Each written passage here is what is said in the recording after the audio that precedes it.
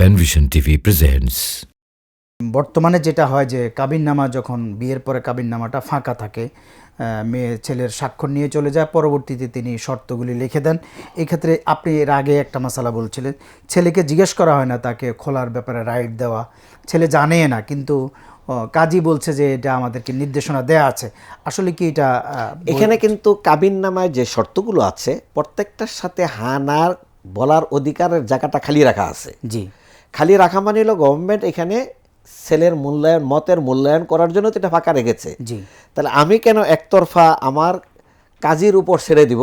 আমি এটাকে পড়বো, কাজী সাহেব লেখেন, আমি বলবো আমি তো বিয়ে করেছি, আমিও কাবিননামা ভালো করে পড়ে যে সমস্ত জায়গায় দেখছি শরিয়ার কর্তৃক আমার অধিকারগুলো লঙ্ঘিত হচ্ছে, সেখানে আমি বলছি যে শরিয়ার বিধান কর্তৃক পরিচালিত হবে।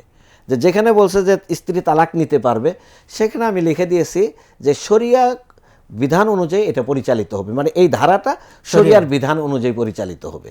আমি এখানে 2-3টা পয়েন্টে এই জায়গাটা আমি নিজে লিখে দিয়ে এরপরে স্বাক্ষর করেছি। তাহলে আমরা নতুন বরদের কিন্তু আমার স্ত্রীর সাথে তো আমি আজকে এই 97 বিয়ে হয়েছে, আলহামদুলিল্লাহ, কোনো সময় তো এই জাতীয় কোনো মতানৈক্য হয়নি। কিন্তু আমি তো একটা সুন্নাহ আমল করলাম কমপক্ষে, যে আমি আমার স্ত্রীর সাথে মানে তাকে কম ভালোবাসি বিধে কাজ করেছি এরকম না, বরং আমি কাজ করেছি ইসলামের বিধানটাকে সমুন্নত রাখার জন্য। জি, তো সেই ক্ষেত্রে 2 নম্বর হলো এখানে একটা বিষয় আছে, কাজীরা যে কারণে কাজগুলো করতে চায় না, সেটা হলো বাংলাদেশে কিছু নারীবাদী সংগঠন আছে, যে সংগঠনগুলো কাজীদের উপর বল প্রয়োগ করে প্রেসার ক্রিয়েট করে, তারা চায় না যে এখানে স্বামী তার মতের বহির্প্রকাশ ঘটুক, জি, তার মতের বহির্প্রকাশ ঘটাক, এটা চায় না তারা।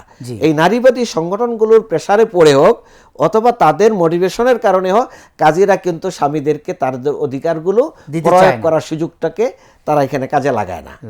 এই বিষয়গুলো আমাদের কাজে লাগানো উচিত। আমি বলবো সরকারিভাবে এখানে কোনো বাধা নেই। জি, সরকার বাধা আইনিভাবে কোনো বাধা নেই। যেহেতু এখানে আমাকে ঘর ফাঁকা আছে, তাহলে বোঝা গেল আমার মতটা আমি এখানে লিখতে পারবো। সচেতনতা যদি এখানে লিখতে না পারতাম তাহলে তো এখানে লিখতোই যে তালাক হয়ে যাবে। জি, তাহলে আমাকে ঘর পূরণ করার কথা তো বলতো না। জি, তাহলে এখানে আপনি যেটা করেছেন, নিজে যেটা দেয়া দরকার, আপনি যেটা চান সেটা করে দিয়েছেন। আমরা আগামীর বর যারা, তাদের জন্য পরামর্শ থাকলে অবশ্যই অবশ্যই আপনার নিকাহনামাকে ভালো করে স্টাডি করে তাকে বিয়ে করা উচিত। জি, ভালো করে স্টাডি করে, এবং মাহারের মাসালাগুলি জেনে শুনে তাকে বিয়ে করা উচিত। আল্লাহ আমাদের জেনারেশনকে এগুলি আমল করার তৌফিক দান করুক। যারা এখনো বিয়ে করেননি, আল্লাহ তাদেরকে এগুলি ফলো করার তৌফিক দান করুক।